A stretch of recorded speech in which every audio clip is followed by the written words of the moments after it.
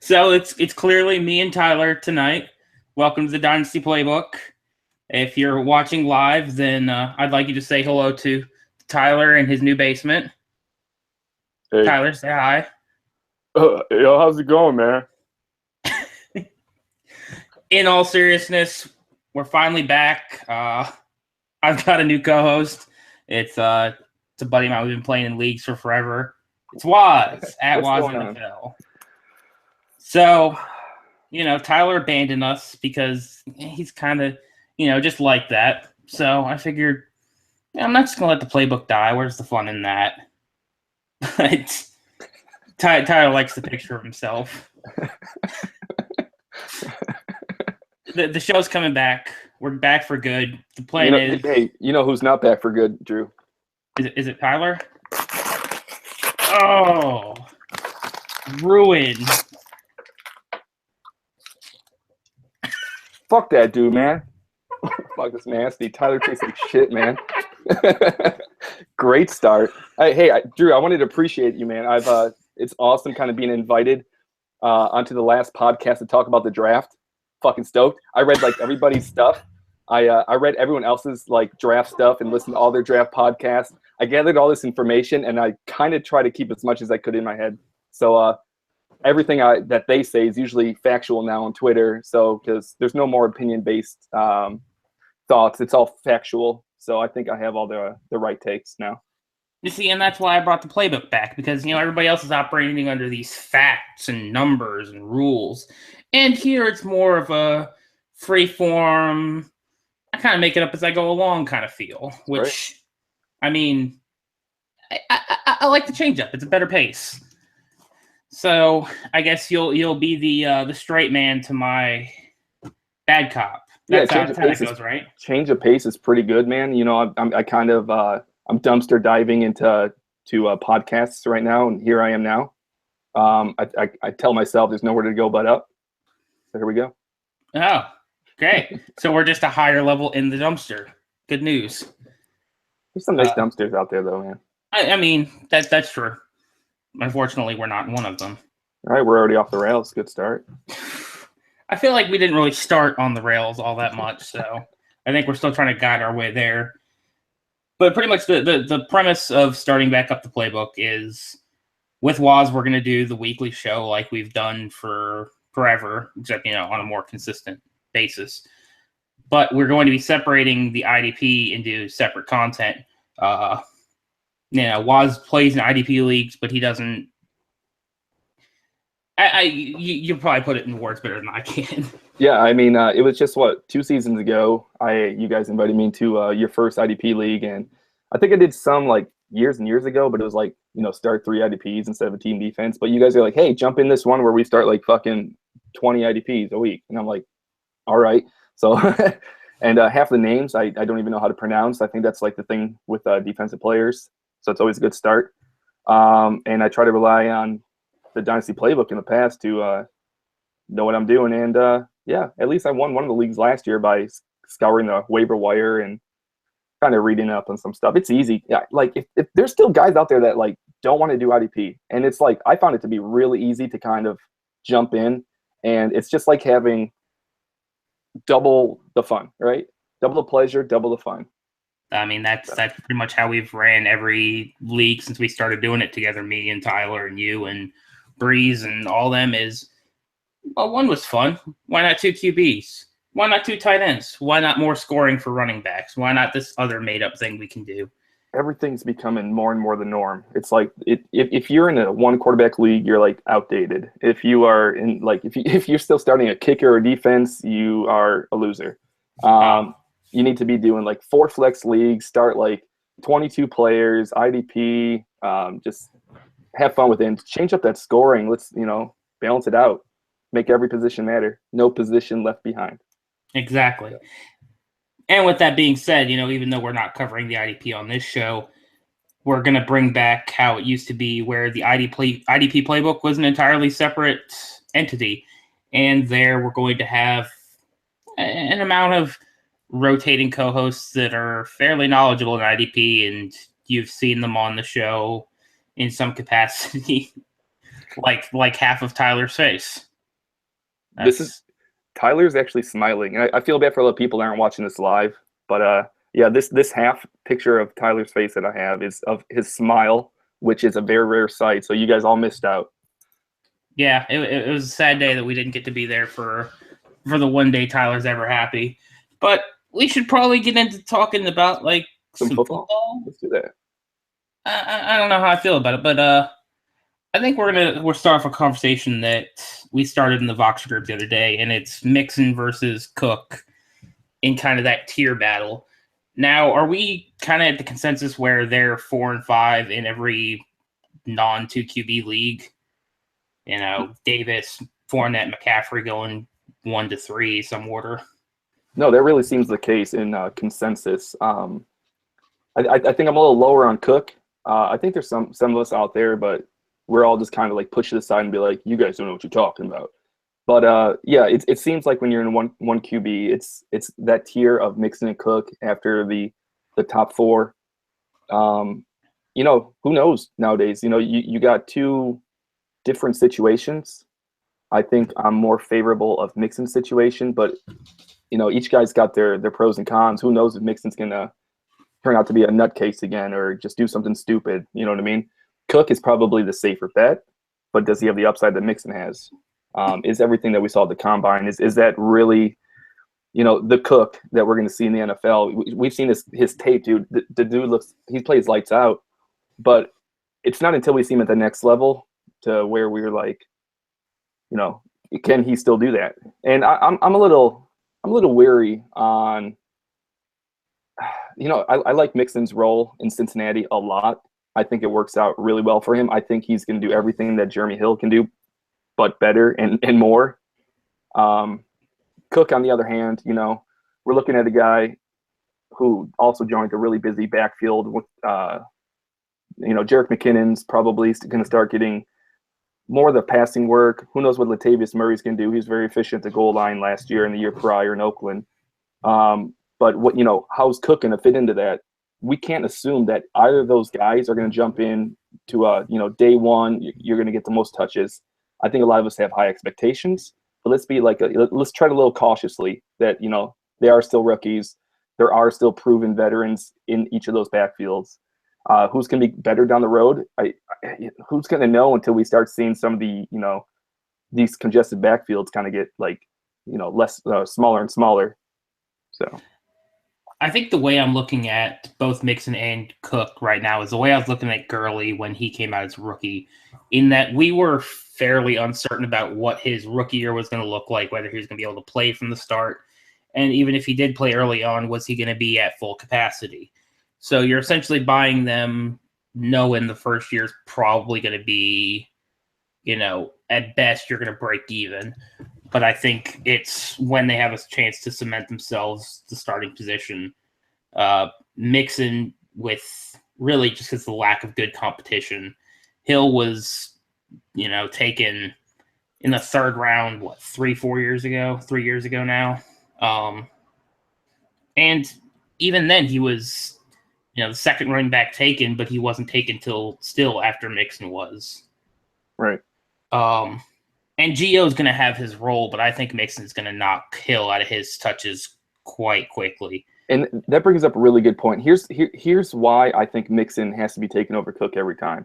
Ever since, you know, Gruden, Zimmer left Cincinnati, Marvin Lewis, it seems like he's like slowly but surely losing his job. And it seems like the organization, he needs a saving grace. And Hill and Gio, I don't think he's going to risk just doing the same old thing to get the same old results. He's going to want to put his shiny new toy right away. And I think he's getting the opportunity soon. I don't think he's going to get the full workload. I mean, it doesn't make any sense. But I think if there's anyone that's going to have more of an output year one, I think it's going to be Mixon, because I think Marvin Lewis is going to kind of lean heavily on him to, you know, kick up the Bengals offense and, you know, maybe try to get something going, save his job. And that's important. You have to look at it from a coaching aspect too, rather just not just on the field, but how these coaches think or what they need to do with their team in order to, you know, sustain their careers as well. Yeah, I could actually can see that point of view quite well. The only reason I even still kind of disagree with it is I'm viewing Cook as very much a boomer bust for this first year because, yeah, they brought in Murray and they've got McKinnon, who they've shown they haven't really wanted to lean on in the past. But with Murray, I think they signed him not thinking they could get Cook in the second round. That's why they traded up to get him. And I think that shows that they are either extremely confident in him or that they see this future for him. That also brings up a good point. Like I think they did bring in Latavius because of, hey, this guy knows how to roll in for 2 to 3 yards into the end zone. You know, his yards per carry is not always there. He's not always going to get the workload. But I think they kind of were aware that they were going to take a guy maybe in the first, second, or third round, a running back, whoever fell to them, because Latavius Murray isn't going to be that franchise running back. He's not going to be the 3-down back that they need. But someone like Dalvin Cook, they can really they know what he's capable of. They're going to try to maybe ease him in slowly but surely, and we might be able to see Cook be eased into more of a franchise running back role. I mean, you get that from these round 3 guys. Sometimes it's not as often. If they would have maybe reached round 2, if they would have taken the guy even sooner, maybe that's where you would seen them a little uncertain with Latavius and McKinnon. And I don't think we're ever going to see McKinnon. I hate it. I can't let it go. But I think this year is finally the year where I was like, I'm done. I'm not going to stress over McKinnon anymore. But all it's going to take is like an injury to Murray or Cook to be like, oh, I love him again. He's perfect. You know what I mean? But yeah. I think he takes the biggest. I think he takes a bigger hit than Latavius, to be honest with you. Oh, 100%. I think he showed pretty clearly this past year that they didn't trust him with it then. Why will they trust him with it going forward? He didn't do a particularly good job with it. And as for Cook and Murray, I think them trading up to get Cook says as much as taking him in the first round would have. It shows that, he's not just a commodity that they thought, oh, he fell to us. It's, okay, here's a guy we wish we could have gotten in the first round as well, and he's falling. Let's snatch him up because this guy is worth more than what we're going to pay for him. But either way, I think Murray still is going to get the lion's share of the carries this year, and we're going to see Cook really get let loose next year as a sophomore. Yeah, it must have been a blessing too to kind of not have to pay that first round premium on a running back that you really aren't sure of how you're going to use him yet.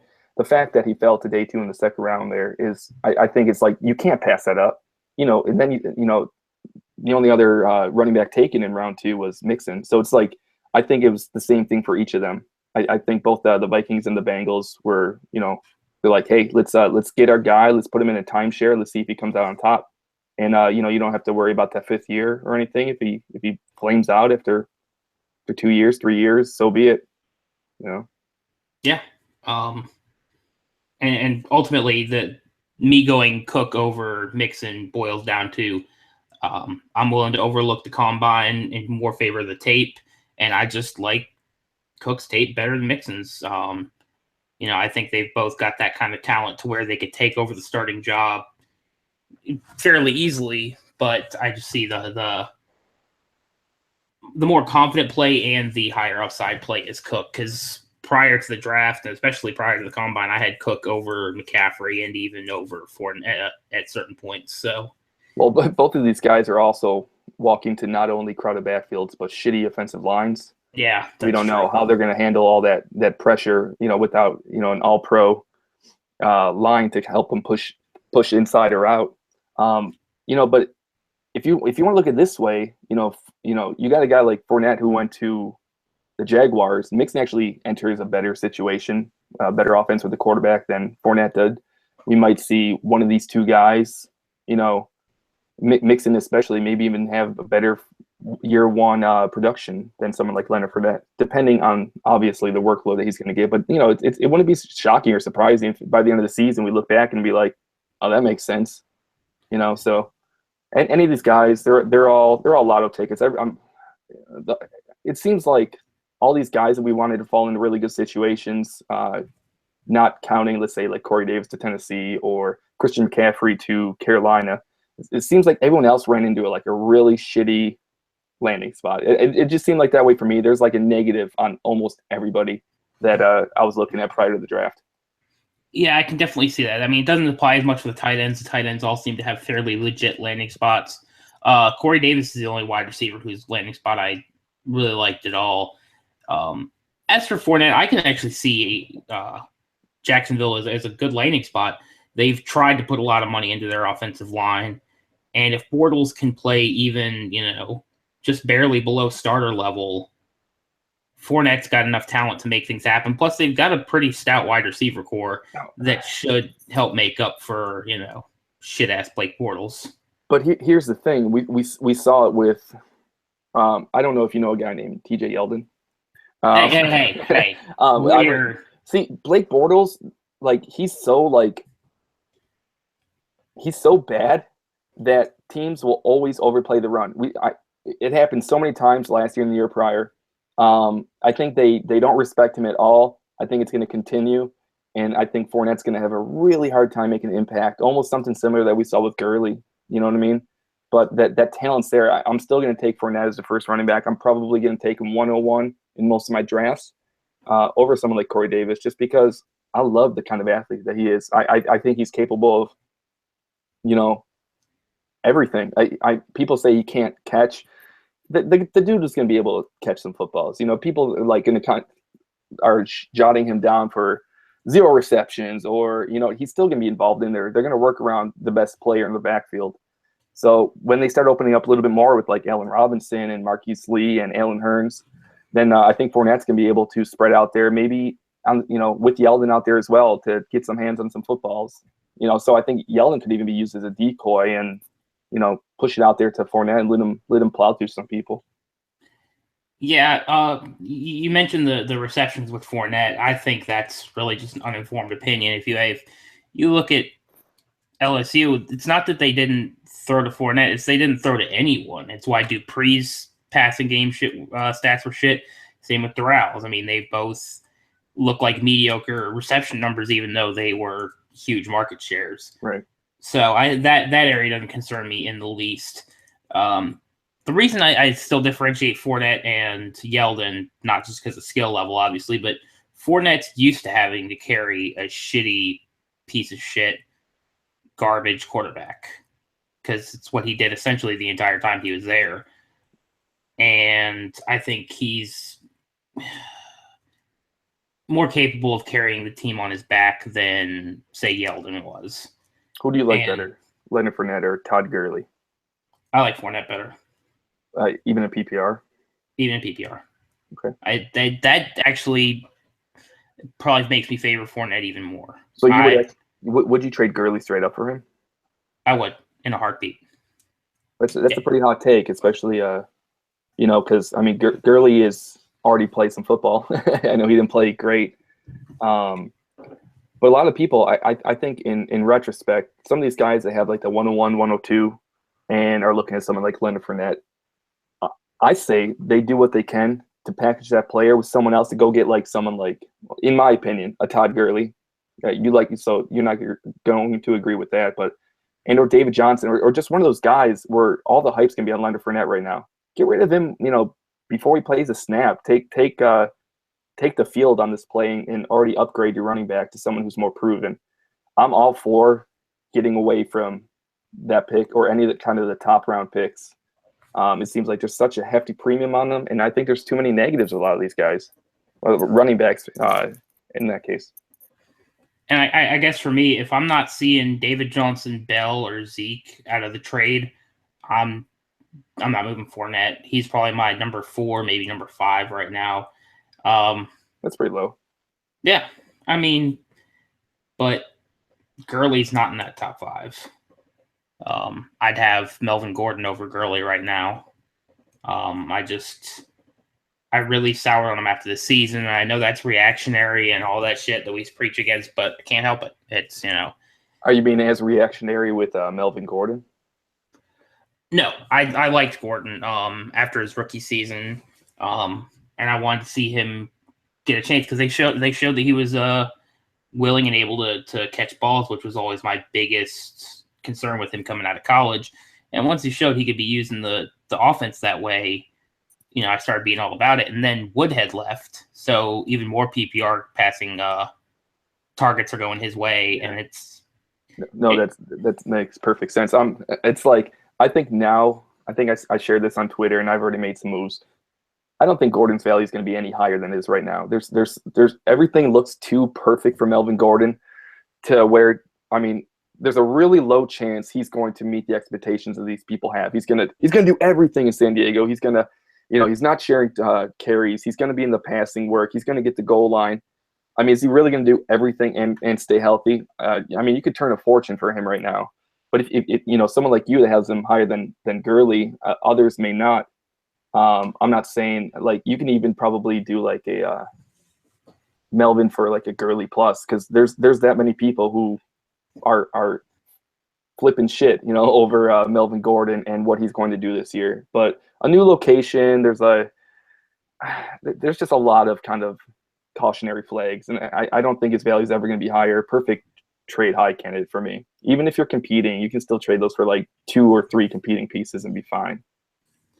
I'm kind of on the fence on that, because I'm definitely I've been a fan of the trade high when they're not going to get any higher, but he's also one of those guys that I could easily see holding that same value for another 2 years. So why not get the fantasy output out of him for 2 years and then ship him off? And I guess I just see him as more of a steady piece where you're seeing it more volatilely. And that explains difference in opinion pretty much. I mean, that's running backs though, man. That's that volatility. That's running backs, fantasy football running backs in a nutshell. I mean, none of us are going to be right until it happens. None of us are going to be wrong until it happens. Yeah, that's absolutely true. I guess it's just part of what goes into my valuation of running backs is how volatile they feel, and that's totally a measurable metric completely. Whether they just feel like they're more stable, and I kind of get that feeling from Gordon now. And yeah, it's probably going to lure me into a false sense of security, but fuck it. I want to see one more year. I think it's really hard for me to kind of commit to someone who I honestly was lower than most on going in. So maybe I'm just a little bit more biased to my introductory opinion on him. But yeah. I mean, he's trending up. He's not stopping. I was wrong on Jarvis Landry too, and I finally jumped on board, and I was just like, the dude's been getting better and better and better every year. He's super consistent, and the only thing we want in fantasy football is consistency, especially when a lot of people continue to throw shade on these guys, Yeah. So. Well, I don't know. Unless we have any more made-up topics to hit up, I think we'll move on to our questions. We have gotten a few more sent in since we started. Let's do it. So we're going to hit a little bit of the IDP questions, even though this isn't going to be a regular IDP show, just because I know a lot of you guys listening are huge IDP fans. So we're trying to at least keep y'all engaged somewhat. And the first question comes from @BigJohnsta. It says, yes, Reddick hype at linebacker. How do you see Arizona using him, and what does that do to his fantasy value? That's his first question. And for me, I liked Reddick a lot as a prospect. I'm not a huge fan of the landing spot just because it's one of those so many mouths to feed situations, and they've kind of showed that they want to move everybody around all the time. So there's no consistency in what the tackle opportunities are going to look like. And there's a lot of really good guys there fighting for tackles. So I think Reddick for me is going to be one of those guys where I like the talent a lot more than the fantasy football potential, and I'm not going to end up getting him anywhere because everybody else is going to take him. Someone like me. I want to. Yeah. And the thing is, I'm still, like I said, a little fresh on this, but I actually did a lot of reading into Reddick, and obviously there's no reason that anyone didn't like his tape. I mean, he just was a different kind of player than everyone else on the field. I'm going to try not to talk too much about this because I am really ignorant. But a lot of the stuff I read, and a lot of people are denying it. They don't think it's going to happen. Do you think he's going to play inside? Do you think he's going to be like middle, inside linebacker middle? Honestly, it's hard to say because of the kind of players they've been famous for taking the last couple of years. I could see them putting him at the inside, but I could also see him, using him as a rusher. And 13th overall, though, like. Detroit took him for a reason. First linebacker off the board. They have a desperate need for someone in the middle. To me, it seems like me without my IDP opinion, or kind of with knowing very little about it, it just seems too like perfect for me. I don't get it. I drafted him, I think, in two leagues so far. It seems like more like a layup for me. It seems like it's going to fit perfectly. And a lot of people are like, well, he's never played the position before. But dude, athletes like as athletic as him, as gifted, who cares? I mean, that's such a minor detail. Should he not have the capability to play inside? He projects well athletically into the position. I mean, if he plays middle, you talked about like not knowing what he's getting for tackles. I mean, we could be looking at like 6 to 8 a game if he is. So I mean, like, he seems like a really safe pick if he plays inside. And I don't know what people are kind of hesitant on just because it's not his natural fit. I'm not going to dig in, too much about it because I don't know. You guys know so much more about that than me. I'm pretty sure someone can argue a counterpoint against me, and I'll just like shut up and be like, "Yeah, you're right." But he has that the pass rushing skills as well. He's gonna get some tackles for loss of sacks. I think he's gonna, those people that take in the draft or whatever round they're taking, it's probably gonna be like when IDP start coming off like 2, 3, 4. He can return value, especially if he plays inside. So. I don't know. I like Reddick, and the only reason I can talk about him is because I actually did read a lot into him and watch a lot of stuff and just try to take in a whole bunch of opinions of others I saw on him. And everyone's kind of fading him for the same reason. It's like, he's not going to play inside. He's not going to play inside, but I'm like, I'm just going to assume he's going to play inside and cash out if I can. So that's pretty much been working for me in some of my leagues. You mentioned Detroit earlier. I think I meant Arizona. Wow, I don't know why I said Detroit. I think you were thinking Davis there for a second. Yeah. I mean that was the linebacker that everyone else has kind of been jumping on board. It's Davis, but yeah, I obviously meant Arizona. My bad. Yeah. I was just double checking. Yeah, for me it comes down to it's a really crowded situation, and I really don't have that much confidence in anybody to be. They can move Buchanan, man. If they move Buchanan, that's a whole different story. But I feel like at the moment they're kind of comfortable with him at linebacker. But it doesn't seem like he's a natural fit there, though, either. You know what I mean? So I agree with that. And maybe that's why that's why I think they're gonna move Reddick inside. And you know what? If they do that, I'll be stoked to see how he does, because I think he's got one of the highest potentials out of the linebacker class. And I'd like to see how he does, but I don't. Yeah, me too. I got shares now, so I have to care. I guess I'm just not sure enough to bet what he costs, because at that price I could be getting Jamal Adams, Myles Garrett sometimes. I've seen him. I saw him go over Reuben Foster already. Yes, I have actually taken him over Reuben Foster both times. He's been going like in the drafts I've been. He's been going IDP 4. I mean, so it's like at that point you're really just kind of filling in the positions you need, and depending on what kind of team you're like, opinions are going to differentiate against all of us that are playing these IDP leagues, because a lot of us I watch different things on different guys, and we have different valuations. He's been going after Garrett. I've never seen him go before Garrett. Garrett's been IDP 1 every time I've seen it, maybe 2 in one league. But I like it. I think for the few guys I've been watching, Reddick was one I watched a lot. I'm willing to take him every time. If he's first linebacker off the board, I don't care. Whatever. I'd rather take him and be wrong, and than not take him after all the work that I put into him, the opinions I've had on him, and then him do fucking awesome. And I'm like, I'm an idiot, and someone else is reaping those rewards and beating me in the playoffs, and I go home crying. Hey, you don't gotta tell me. I've preached go get your guys since day one, and to the point where I was overdrafting Diggs, and I've done it with other guys that haven't hit, but I've never regretted committing as much as I did. Like Isaiah Crowell, that's been my dude since way back in the day, and he's my most owned player. He's still hanging on, man. He's still hanging on. Hey, and you know what? He didn't get serious competition drafted, so all that shit Breeze was talking. He's still kind of the RB1 there. Well, you got to give, you got to expect those things like Breeze giving you shit because sometimes you make it really easy to give you shit.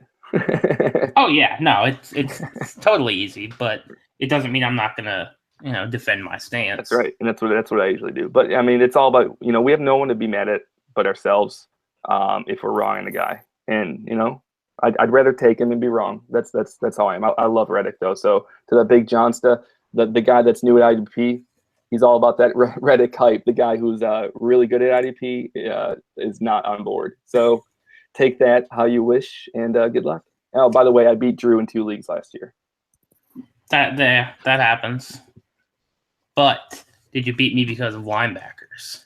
Probably. I had 4-finger discount JPP, and I don't know, waiver wire bums, and You see, my problem wasn't so much weakness at any particular position, more so just that my rosters were setting awful. lineups, when you're setting lineups for like 22 guys and you have a roster of 55, you overthink it so many times. It's like all of our efficiencies are like below 80% just because of how many fucking players we have on our roster. But you're like, whatever works. It's a lot easier when those bye weeks and those injuries come in. You're like, well, shit, I have to start 2 tight ends. I only have 1. I guess Seth DeValve is going to get a start too. Yeah, see, except for in the MPLB 1 league where my efficiency was baller because I had the exact amount of starters every week and everybody else was dog shit. Don't we have 70 players on the roster? Yeah, and like 12 of mine are any good. That roster was garbage. I took Deshaun Watson at like 103 or 104 the other day because I figure, why not get a QB? If he hits, that's going to be the highest value increase because I'm like, well, I could draft for need, but then I'm just going to take everything. Yeah, Drew, your efficiency was so baller that you actually had the 4th worst efficiency in the league. Oh wow, I still fucked it up even with a shitty roster. That's awesome. By the way, let's see, 85.6% was the highest efficiency. Yeah, that's pretty horrible. Yeah, and the winner of the league did that. So, that was me. Weird. Weird how that happened. Yeah. Look at that. I get called out for making up shit on the spot. Good. By the new guy over here. It's time to get your shit in line, Drew Dotson. Let's go. Oh, I didn't like that. But Big Johnson had a secondary question: is thoughts on Kamara to the Saints? I'm going to speak for me actually and Tyler on this one, and we really liked his tape. He's a guy that prior to the draft, I had him as a top 5 guy because I figured Mixon was going to be like a 7th round pick or somebody takes a flyer on the guy that likes to beat women, but no, with him going high, I mean, it kind of has to bump him down, but Kamara's got good draft stock. I actually like the landing spot because Mark Ingram's kind of just been not that good over the years, and Adrian Peterson's awful. I mean, he's not that good at football anymore, but he's also a horrible person. So I'm personally, I guess, rooting against him. That way Kamara can succeed. I'm sure it's going to happen in due time. I'm not as high on Kamara as you two. I'm willing to take guys like, obviously, I don't know, you and I probably talked about him. I'm a little higher on Foreman than most.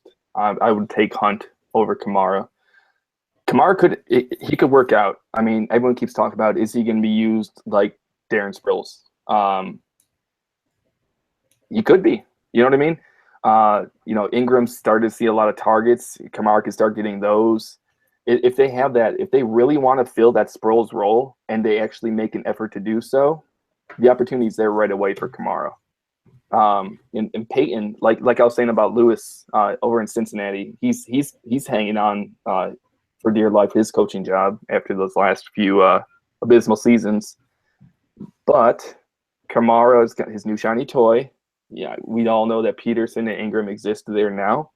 We don't know what's going to happen or how he's going to want to run the team, but they're going to try maybe switch it up a little bit and try to inject some life into this. Sproles was exciting as a football player. All those kind of players are. And Kamara is that exciting player on the field. He could be. I just don't think it's going to happen. We're kind of talking about in a perfect situation here. Um, I'm fading him slightly, but if he does succeed and if they actually do utilize him in that Darren Sproles role, try to inject some lightning in the fucking offense and try to help Drew Brees kind of, not always have to like, chuck it down the field to, I was going to say Brandon Cooks, RIP. But it'll make sense. Like I'll buy it if Kamara starts getting used. I'm on board. I'm probably not gonna have any shares because there's so many people out there that are on board. But I'll root for him. Those kind of players are fun. And there's nothing better than actually finally seeing Adrian Peterson like just leave football. Okay, stop making everything so fucking difficult. Why can't Mark Ingram just get a fucking backfield to himself? Whatever. When he's gone, it's gonna be fun watching Ingram and Kamara. It should be. So we'll see. Sean Payton's going to hang on to his job, and we'll see if he uses Kamara to do so. You bring up the shiny new toy idea, but I don't think the pressure is on Sean Payton nearly as much as people seem to expect. Like, yeah, he hasn't been to the playoffs in quite a few years, but that dude has just a license to kill in New Orleans. He can get away with whatever he wants and not get fired. But also, I think even to that extent, our offense isn't what needs to be retooled. It isn't not the thing that needs the shiny new play things because it's our shit-ass our defense. Our offense is always, top 1 or 2 in the NFL every season. It's, the defense not keeping up that's kind of screwing us. We got Lattimore now, right? Got Lattimore. I'm pretty that was exciting. When the Jets run the clock at 6, for those who don't know, I am a Jets fan. I don't actually announce it too often. It's kind of a bad time to do so. But man, I knew Lattimore would probably be there at 6, but who would have known that that there was another safety available there? Jamal Adams. Here I am. So it's like that's like a blessing. So it's really really cool that you guys got Lattimore. I think he's gonna ball out there, dude. I'm pretty pumped. I mean, it's pretty cool. The only thing cooler would have been finishing out that first round with Reuben Foster. I heard this story anecdotally the other day that Foster was already on the phone with New Orleans telling them they were going to pick him because I think it was with Seattle that traded with San Francisco, so San Francisco could get back in the first round. Mm-hmm. He actually had to hang up on New Orleans because San Francisco was calling him, telling him they picked him. I heard that, and I'm like, oh, we almost had Foster. We were that close. We were going to take him. Because fuck, we need that linebacker too. Well, yeah, that's true. Like I was gonna say, I don't know these guys too much, but I know you guys got a pair of linebackers there in the third as well, right? You kind of stocked up on all these guys trying to figure it out. Let me see. Hold on. Let's see. It was like Hendrickson and someone else, right? Anzalone. Yeah. So you guys got like 2 linebackers to try to jumpstart that as well. But even still, I mean, I most of my excitement was at the idea of Foster and having like a legit. A stud is what you were saying. Exactly. Yeah. Like Lattimore and then Foster. You just have 2 studs out there. Just sometimes these third round depth guys, not only depth guys, but the guys that probably cost us a little bit less, they work out a little better because you can actually extend contracts and kind of fluctuate a little bit more money around. And, so because I mean, if Foster would have flamed out or if he didn't play up to the hype and the potential, which would be surprising that he didn't, you guys would have been even in worse shape, and Sean Payton probably could have lost his job. So, full circle. Yeah. And I guess with that, we'll move on to our next question. At the danger of rambling, where are we beginning to take IDPs in this year's draft? How does that change in tight end premium, super flex leagues? For most of y'all know that we pretty much primarily play in those types of leagues. And we're starting to see him go right around pick 20. And I think that's probably right about where they should be going. You see a couple of quarterbacks go, probably the top 3 go, sometimes the 4th. And I mean, tight ends are going to go Ingram, Njoku, Howard, Everett. Like, yeah, these Everett, people are really trying to grab these tight ends. I'm seeing them go a little sooner than I think every time. And I think all of them kind of fell in kind of like little awkward situations as well. But these guys are tremendous athletes, and I think they're going to be we're going to see this class of tight ends play for several years. For IDPs, yeah, we're starting to see that people there towards the middle of the back half of the second round is where they're going to pick up Garrett. And then as soon as one of those linebackers go off the board or one of those safeties, it starts rolling from there because people are like, I need to take my guy now. So you'll see like that third round, kind of maybe half of it be some IDPs, but more so the fourth. But it definitely kicks off there before the end of the second for sure. Yeah. And yeah, especially in like sorry, real quick. Yeah, tight end premium and super flex. You took Watson first overall. I mean, these quarterbacks are going.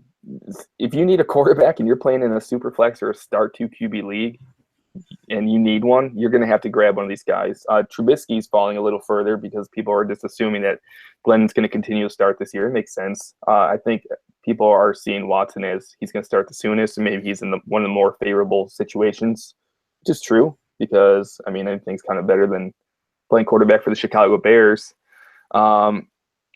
Those tight ends, though, as soon as OJ Howard or Ingram or Joku go off, it's like the next two follow really shortly after. So it's like, grab that first tight end before you miss out on it if you think you're not going to have a chance. So, yeah, I mean, I'm not taking them right there at that spot, but I think not too far after that, I'm starting to pick it up because I'm trying to pick up as many guys on the offensive side as I can before it really falls off. But I guess that about covers it. I mean, anything else you want to hit on that? No, it's an IDP question. I'm just going to ramble through it as long as I can and then shut up. Whatever works for you. And our next one comes from Pat, who is an acquaintance as far as at RavageFF. His first question is a direct dig at me. He said, did Cook's value take a hit when he was traded from the Saints to New England for late first? The late first I really don't concern myself with too much, and I don't know if you're just doing that to make a dig at me, which I'm assuming you are.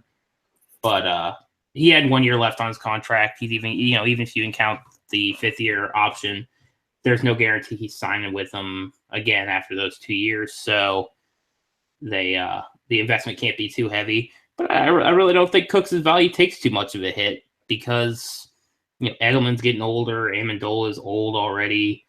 I mean, Gronk's constantly injured. I could see Cooks being a high volume target for Brady, much in the same way that Edelman has been in the past.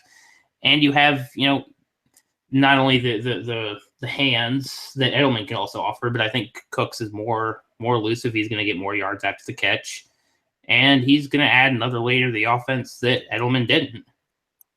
So I think he's still probably pretty comfortably a first round startup pick for me at the moment, except for in all my crazy leagues where running backs are crazy valued.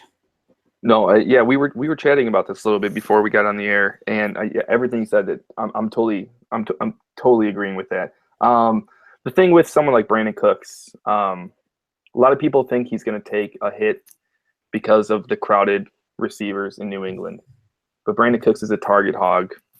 Target hogs in the NFL remain target hogs for the most part, and it seems crowded in New England because they were working with a lot of these B, C type receivers. Guys, Tom Brady can make anyone look good. Look what he did to Aaron Dobson. You know what I mean? And Kenbrell Tompkins. I mean, he just makes it work for guys. I think this is the year we really start seeing the downfall of Julian Edelman because of Brandon Cooks even. I'm super high on Cooks as well. I've made a move to kind of pick him up while others are kind of pushing him down a little bit. Now's a great time to buy Brandon Cooks. I think him and Tom Brady are going to click really well. I just hope Cooks kind of keeps his head on right because you saw a little bit of that drama. I don't know what's going on with him sometimes with this. I think he wants to be in the spotlight kind of thing. He seems like he's a diva, but hey, some of the best wide receivers were divas in that sense. This brings me to like someone like Randy Moss. The Patriots have been needing someone like that has the impact like Randy Moss used to have. I'm not saying Cooks and Randy Moss are the same player. We know that's not true. We know Cooks isn't elite like Randy Moss, but he has the tools and he runs routes so crisp. He has football skills that make him elite in his own sense. And I think New England's going to thrive on that. I think he's going to stand out very highly in New England, similarly to how Randy Moss did. And I think he's going to reap great benefits. I think he's going to eat up a whole bunch of targets. I think he's going to work really well there. I don't think he takes a hit at all. I love it. New Orleans, New England, fuck it, throw him in Cincinnati. I think he's going to do fine, no matter where he goes. Yeah, I mean, that pretty much says it. I don't think we need to harp on that anymore. So we'll move on to Pat's next question is, do you think Howard and Ingram are worthy of first-round rookie picks in start one tight end leagues? And for me, I could say O.J. Howard pretty comfortably, and even Ingram slipped in there. I may have actually taken him in the first round in an offense-only league today, just because the position was weak for me, and I really don't like the whole how the end of the first round looks once those top 4 or 5 running backs come off the board, and even really anybody after Corey Davis, because even Mike Williams' spot feels gross to me, and if those are my choices, I'm pretty much trading out until I'm down to like 111. Then I consider the tight ends. No, you're on board with that. I love O.J. Howard. I mean, he is just a different kind of football player. And I know tight ends, some people say tight ends aren't people. O.J. Howard is a fucking baller, man. The dude, he blocks, he runs great routes, he catches, he's quick. He knows, he really seems like he understands, football and kind of differently than most people do. You kind of always see him anticipating like really well. He knows the plays. He never seems like he makes many mistakes as well. The thing, I think he's worthy of a first-round pick, but I hate his landing spot. It's not because of Cameron Brate, but it's because of Jameis Winston. Winston has like these, like I think I brought it up to someone the other day. Winston has like 4 types of passes to where he's either throwing it like 15, 20 feet above the receiver's head, where it's just like a check down to a tight end or whatnot, and then he does these little dump offs to kind of maintain his nearly 60% completion percentage. It makes him seem better than he really is. But I think O.J. Howard, he's going to catch, those tight end passes if he gets some of those little dump offs at times too. But in Dirk Cutter, I don't think I can ever rely on what he does to a football team as well. But I think O.J. Howard's the kind of person that will prevail in a shitty situation. And give some time. Cameron Brate, I guess they said he's still going to be involved. But if they're going to start running some 2 tight end sets or something like that, is Brate going to remain the end zone guy? Probably will. You got D-Jax out there as well. But I will buy Howard, towards the end of the first, even like after like 108, 109. I know it sounds kind of surprising to some people, but I will, just anticipating him having that season that I expect from him. And I think he's going to be a great football player for years. I mean, he's going to, mid-30s, someone like we see like Jason Witten and stuff like that. That's, O.J. Howard's just a leaps and bounds better comp to Jason Witten. I just hope he plays as long. It's going to be kind of fun to watch. Evan Ingram, I probably would not, but everyone is. So, I mean, is he worthy for me? No, but the consensus seems to think so. Because sometimes you'll see him, after O.J. Howard goes off the board, you'll see him squeak in there around like 111, 112, if not right towards the beginning of the second. So trust the consensus. Can everyone be wrong? Sure, they could be. Look who our president is, okay. But, it's always safer. If you're a little unsure, stick with consensus, kind of go with the flow. Just make your own decisions, and if it works out, works out. Yeah, for OJ, I don't really see. I see the cloudiness in the situation, and that's because they have a lot of targets. But I don't see the cloudiness because of Winston. I actually think Winston's really he's shown a lot of improvement since his rookie year, and I really like him not just as a fancy option, but as a legitimate franchise starting quarterback for the Buccaneers. And I think they could be now. Yeah. Hey, I think they could form a quite a long, interesting bond, kind of like what Romo and Witten had, or I'd say Breeze and Jimmy Graham, but I'm not going to give him that kind of upside because Winston doesn't have that kind of upside. But exactly. I think, no, go ahead. No, I was going to say if there's any, if Howard flops for whatever reason, I don't think it's going to be on him. I think it's I think someone like Jameis Winston kind of limits his ceiling, restricts his upside a little bit. That's my opinion, but I still love the guy. I'm still gonna cash in on that future tight end stud if I can. Yeah. And anticipating something a little better happening in Tampa Bay, whether it be Jameis finally playing like a legitimate quarterback and actually playing like some of these guys like the Drew Brees, the Phillip Rivers, I want to see more of that from him, and instead of this just enough to get by. And I want him to stop throwing interceptions. I want to be more consistent with how he plays football. Because the more consistent he's going to be, is the tight end position is going to work out really well for him then. Yeah, I mean, I think we'll disagree on where he's at currently as a prospect, but I think we're right in line on how valuable we think Ingram or Howard can be. We'll move on to Pat's next question. What older / cheap running backs are you targeting on contenders? And that's hard for me because I kind of rarely target older running backs, even when I am on a contender. So for me, I mean, older is like Hyde at this point for me. So older for me, and I don't know if not Danny is listening right now because I kind of shot down an offer, told him I wasn't interested. Someone like Matt Forte is being criminally underrated right now because everyone thinks Bilal Powell is going to be the guy in New York. And I mean, Forte, I've been in a whole bunch of MFL 10s. Forte's fallen to like 10th, 11th, 12th rounds or something, like something stupid, and all these running backs, you got guys like Rob Kelly going before him at times. This was before, P. Ryan showed up there in Washington. But someone like Matt Forte is a great guy to target. He has seen a bit of a decline, but I think his price right now is something to consider if you are a contender and you're willing to give up. You could probably give up, like, depending on the kind of league you're in, a third might do it. Depending on how low some of these people are, don't pay more than a second. I mean, that's just shame on you if you do that. Because Matt Forte is a great target. Everyone's kind of fading him out, thinking Powell's the next big thing. He's not. He's just kind of like the guy that just gets enough done from like weeks 11 through 15, and that's Bilal Powell. Who else? Let me think. There's already too much hype on someone like Marshawn Lynch. Kind of want to look at the ADP list real quick to kind of see who's going kind of late. I think despite my let's see, my apprehension with him last year, I think Shady is he's still just he's not going cheap though, man. Yeah, like McCoy's fucking still looks so good. You know what I mean? And what's his price right now? He's high. He's going as like RB5 in MFL 10s. Like people are on board. Well, that's also with a redraft focus on it too. I mean, well, if you're contending, you can kind of consider it from a redraft sense as well, because even if you're looking at it from a dynasty point of view, you're not looking at more than 2 years tops. But I mean, if you're contending, you want to win without having to give up too much.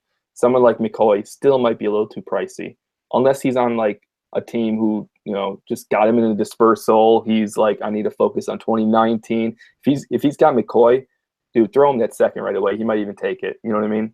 That's kind of more what I was getting at. That makes perfect sense. People are still hating on people are still hating on DeMarco Murray too, waiting for this Derrick Henry thing to happen, which probably isn't going to happen. DeMarco Murray's never going to get enough credit for what he's done, what he continues to do. He's been consistent with the football in his hands. Same thing with McCoy. I mean, Murray's going to score you mad points. He's going to continue to do so, especially with that better receiving core in Tennessee. It's just going to open up so much more for him. I like it. So Murray, McCoy, that's a good one too. If people are still kind of on board with Tevin Coleman, Devonta Freeman still not going to love all these guys, these older running backs, older quote unquote. I mean, I like all those guys. They're a lot of those guys aren't hot, aren't hot names in dynasty communities anymore. So a lot of people are kind of moving on to, I said a few times already, the shiny new toys, the Mixons, the McCaffreys and the Fournettes, and not the TJ Yeldons, but those kind of guys, like the guys that we were rooting for 2-3 years ago, those are perfect guys to kind of reach out for. And those are the guys that are going to get enough volume to make it worth your while. Now, the last one I can think of, and it's kind of gross, and he's not as much of an older prospect. Can as I guess? Just yes. Are you going to say Isaiah Crowell? I was not actually. All right. I feel like that it goes without saying at this point. I was actually going to say Mike Gillislee. Right. You know, we always end up with these Pats running backs that we can't trust from one week to another. But Dion is probably going to get injured again. And LeGarrette Blount still hasn't signed anywhere. He doesn't look like he's going to end up back in New England. And we could easily see by week like 6 or 7 Gillislee getting that, bulk of the carries because fucking who else is going to get them? Yeah, he's going to get the bulk of the carries from the start, I think. And you bring up a really good point. Go. I'm sorry. I'll let you finish your thought. No, I mean you're good. I left it open for you. So the thing about Gillislee too is no one knows really what's going to happen. Maybe in little after this year. Well, he signed. How many years did he sign for? 3.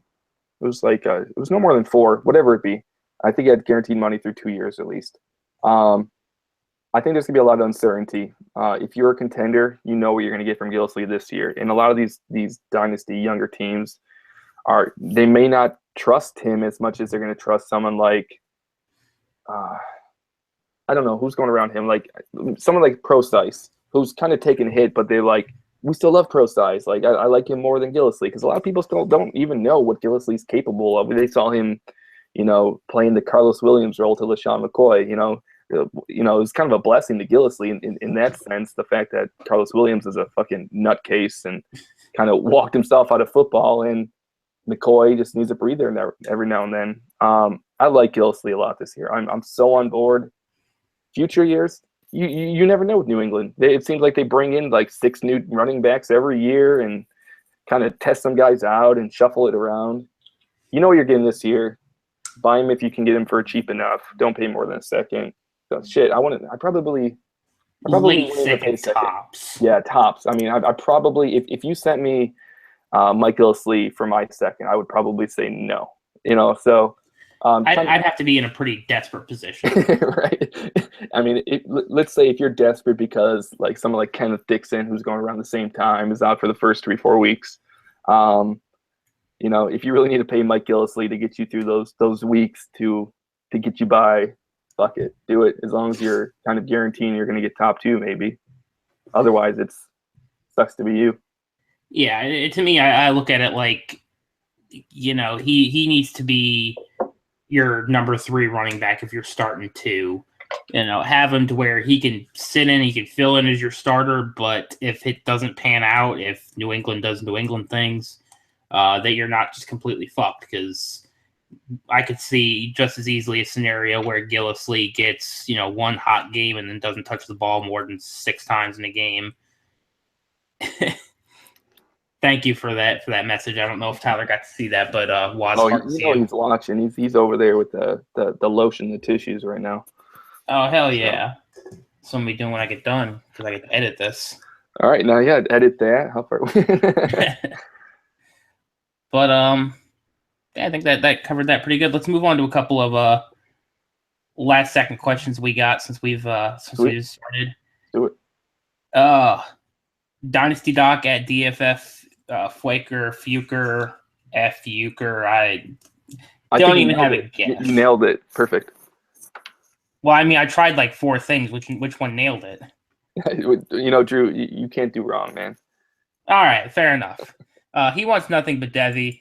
We're going to give him everything but Devi. We'll get you some Devi next week, hopefully. At DFFS Jonathan Smith wants some rookie sleepers. We're going to just cover the offense, try and hit this up quick. I don't really have a whole lot of guys. I keep getting Elijah Hood late, and that's just kind of an arbitrage play against Marshawn Lynch showing up to camp like 2 or 3 weeks in and be like, this is fucking stupid. I'm going home. Because they let Murray walk. Dupree, I love Dupree. I've said it ad nauseum, and it's a complete throwaway pick. The depth chart's severely crowded in Green Bay, but I can't not do it. It's all right, man. I was on the Bucky Hodges train the whole way. I lobbied for that shit, and I'm in the same boat. Like, he couldn't have fallen into a more stupid situation. Yeah. I've picked up some Bucky Hodges. I picked up a lot of Jake Butt because I like his landing position. His draft capital makes it to where you can get him fairly cheap. But I mean, he had a severe injury. He was going to fall in the draft, but that's a guy where I'm taking him every chance I get because the cost is minimal and the payoff is, a tight end one. I like Jake Butt as much as I liked any tight end in this class besides probably Howard. I would have taken him non-injury probably over Njoku and Ingram. Ooh, that's a hot take. But yeah, I had him in my top 5 too pre-draft. But like I said, most of these guys, the situations that they fell into, it's got me kind of uncertain. For most of them. Well, part of the appeal with Butt for me is he's going to an offense where their two main weapons are kind of picking up on the years. So somebody's going to have to start, catching up and keeping up with the receptions that those guys are going to be missing. Well, who's going to throw to him, like Simeon or Lynch? That's a really. I was actually torn. I was in the very late deep rounds of an FFPC draft, and I was like, I can use a third quarterback while they're still around. And dude, I didn't even pick one because I was like, is it gonna be Simeon or is it gonna be Lynch? I have no clue, but I want to know. It's a great quarterback to know when you guys, you got someone like Demaryius Thomas, Emmanuel Sanders, and it's so stupid. Tony Romo, you fucked everything up, man. But I don't know. For all the reasons that Lynch starting would be good for Sanders and for Thomas, I think Simeon starting would be good for Butt. I think Simeon's a lot more likely to utilize Butt in these dump-off packages. With slow release, yeah. Because, I mean, Simeon's clearly just got a cannon, and we really need to worry about his deep game. Yeah, right. But I think Butt can also still survive with Lynch as his quarterback, and I don't think it'll be that much of a stretch to see him succeeding. All right. So, do you have any more kind of sleepers? Not really anybody that sticks out to me. I have probably 3 names. What you got? All right. The first one isn't a deep sleeper, but I have noticed that there's a lot of shade being thrown on him. A lot of hate. But I love him. I'm doing this for Tyler. I'm just gonna say #TheCuppening. I love Cooper Kupp. I think he's gonna work out in LA just fine. And he's going so late in some of these drafts. It seems like he keeps falling to me, and I have to take him. I was like, I didn't think he was gonna be here, but everyone's like, no, he fucking sucks. Screw that dude. Who's he fighting with? Like Farrell Cooper, Tavon Austin, who still doesn't seem like he's ever gonna work out. I mean, Robert Woods, I like him, and I know we're talking about Jared Goff's Rams. But at the same time, Cooper Kupp kind of, if anyone felt in a more right situation of the non-McCaffrey or Corey Davis thing, it's Cooper Kupp. I think it's so favorable looking for him. He's going to be a day one starter. He's going to get targets, and when you're getting peppered with targets, you're going to catch some footballs every now and then. Kupp's got great hands. He can run routes just fine. Let people continue to hate him. I'm gonna stay on board with him. I'm picking up a whole bunch of shares. I think the biggest fear for Kupp at the time was he's gonna kind of get buried somewhere, like you said, like Green Bay for Dupree. But he didn't. He found this rebuilding team who needs a little bit of support, or who on quarterback, that needs a little bit of support from his wide receivers. I think he's gonna rely on Cooper Kupp's his hands and his instincts. I think he's going to be just fine. He's not going to give you friggin' 1,000-yard season right away. He's not going to score 10 touchdowns, but he's going to get peppered with targets, something similar to maybe even like Jarvis Landry worked out in Miami. Who knows? I'm buying. A little bit later, there was, let me see. So anytime you back up Le'Veon Bell, it's kind of important. James Conner, I think, is a great late-round pickup. Some people are starting to kind of already get on board with him. He seems to be going earlier and earlier than, in the drafts that I've seen. We've seen it work for D'Angelo Williams. We've seen it work for even someone like Fitzgerald Toussaint. I mean, if you're backing up Le'Veon Bell, you're going to be put behind that line, and Big Ben's going to hand you the football. They play. They call some great plays. James Conner can be put in instant, you're a guy now. You can make shit happen. You're going to score some fantasy points, and he's going late. He's got that late round capital a little bit. That's all I'm going to say about that. If you're Le'Veon Bell's backup, it matters. But before you move on to your next guy, I did want to touch on a little bit, because I love Connor, and I didn't even consider him because I've started taking him so early, and not just because Bell keeps doing shit and getting in trouble and getting hurt, and his backups keep playing, but there's a off chance that Bell doesn't get a long-term deal done in Pittsburgh. I know it sounds just bizarre that it'll never happen. Why would they let him walk? But it's possible. He's gotten in some trouble. And Connor could end up being that kind of guy that takes over for Bell if he proves he's capable. Yeah, totally. I mean, I think I haven't been able to catch a share because, as I said, he seems to be going a little earlier and earlier. I think people are kind of starting to trust the consensus that's already been going on. Guys like you guys like me, they're kind of talking them up as well. People are going to get it. The fit works. It makes sense. And Pittsburgh's just like that high-powered offense where you're going to get volume one way or another. So, and I was actually kind of looking at trying to figure out where some of these guys kind of went off in our drafts, because the last guy I was going to mention, who I have not been able to get a share of because he's going a little sooner than so, is Chad Williams, who in Arizona. The fact that he went in the third round, I think is really cool. I mean, him, after we saw him and Zay Jones light up the Senior Bowl, I was like, hey, I'm gotta watch this guy. I didn't watch a lot about him, but dude looked great. And the fact that Arizona, you got someone like Carson Palmer throwing you the football when they're in a desperate need for a guy who plays with a chip on the shoulder. They desperate for that number 2. And someone that's actually taller than 5'5". I know he's only like 6 foot and probably like one of those tweeners himself, but the dude's fast. He's strong, great agility. I think he's going to work really well as a number 2 opposite Fitzgerald. And who knows, when Fitz leaves and Palmer probably leaves, Chad Williams could be relevant. So he's going to play right away. I think Bruce Arians took him for a reason. And he's a really good guy to look at late when it's kind of getting into that muddy, the muddy group of wide receivers, running backs. If you're looking at, start some at the time where everyone's jumping on IDPs, instead of taking that third tier IDP guy, go ahead and, pick up Chad Williams and get some instant day one playing time from him. Yeah, I guess with Chad Williams, it's just kind of hard for me to buy it on because you keep seeing these weird wide receiver prospects that Arizona's been going after, and they make use out of them, but they don't end up being legitimate fantasy assets besides really fits. I mean, John Brown's flirted with it. Floyd flirted with it. And even Jerome Brown at times has gotten the kind of numbers where, like, should I be rostering him? Yeah, so I'm still waiting for you to name, like, a wide receiver there in Arizona that's as good as Chad Williams plays football. I'm not as convinced on Chad Williams' skill as you are either. That's the other part of that. But I don't hate him. I just don't. I think he was overdrafted in the NFL draft. And I just don't feel comfortable taking him at the cost a third round wide receiver is going to cost you.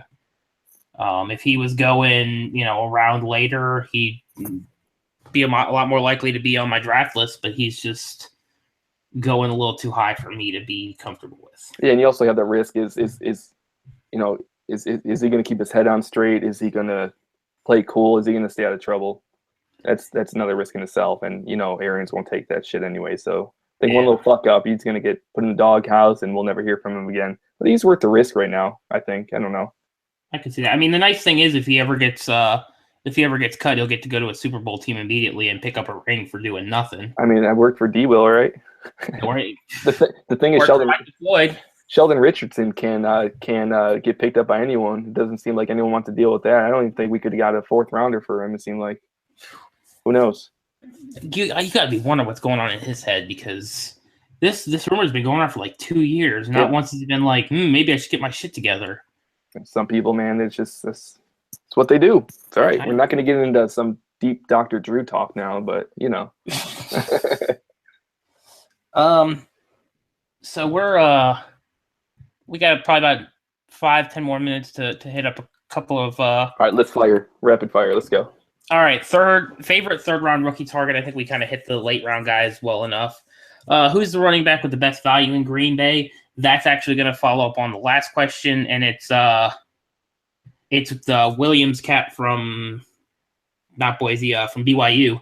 I really like him. I was a big fan of his before his landing spot, and his landing spot really doesn't do anything to make me sour on him. So, yeah, I'm all about him.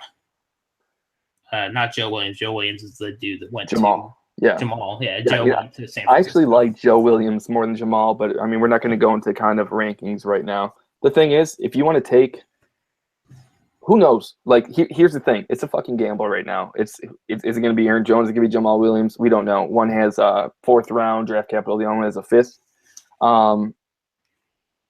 The thing is, if you can try to get them both and just it might be safer for you to grab if you want one. If you need a running back, try to get both of them instead of taking the wrong one and then some other scumbag player who's not going to pan out.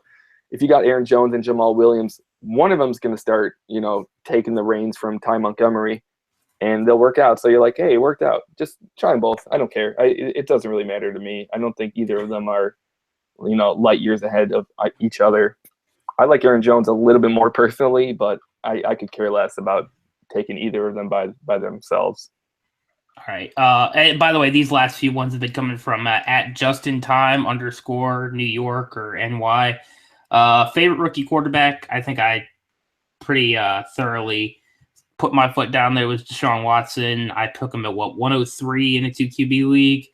I think he's going to be the best fantasy asset in the short term. His short term value is going to have by far the highest ceiling. I like Mahomes the best for upside, but you got to kind of sit and wait on him, and you can't take him that early when he's not really going to pick up value. He's going to have that Garoppolo thing where he's like, yeah, they spent a lot on him, but he doesn't do anything. Yeah, I'll go ahead.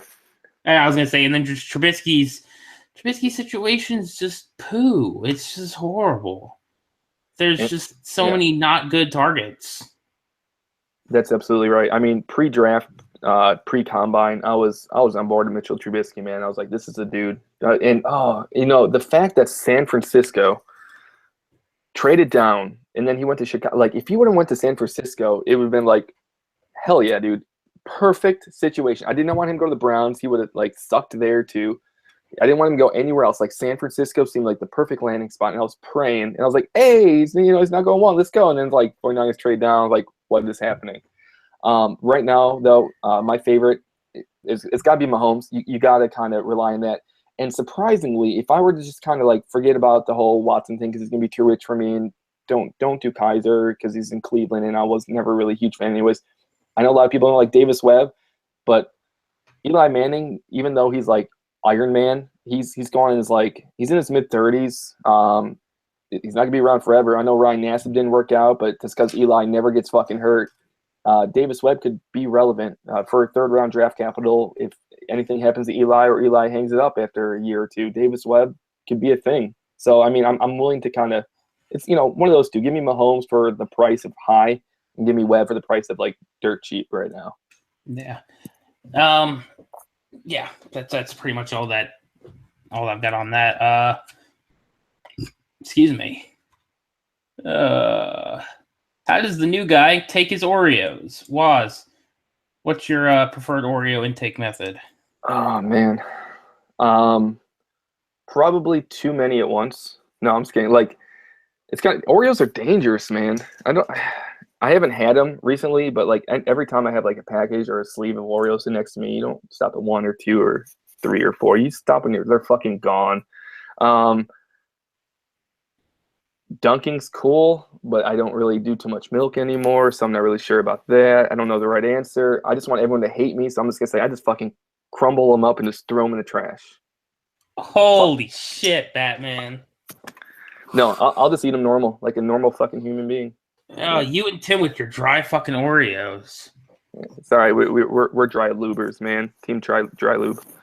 That's an interesting direction this show took.